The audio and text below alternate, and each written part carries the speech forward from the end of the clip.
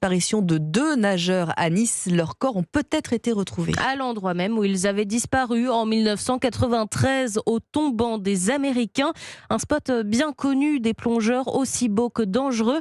Et c'est en octobre dernier qu'un homme a voulu résoudre ce cold case en s'engouffrant à 100 mètres de profondeur. C'est là qu'il a aperçu une combinaison, une bouteille. Tout de suite, il prévient les autorités.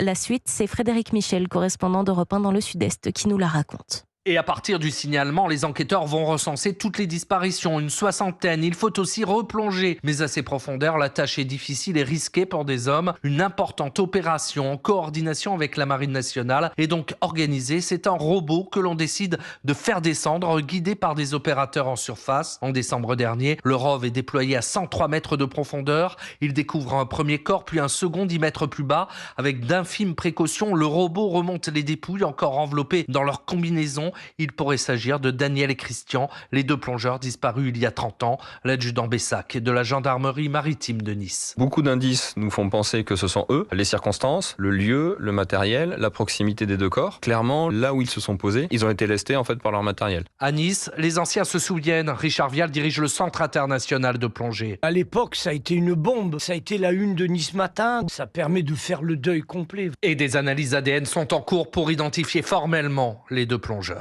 Frédéric Michel, correspondant d'Europe 1 dans le Sud-Est. Allez,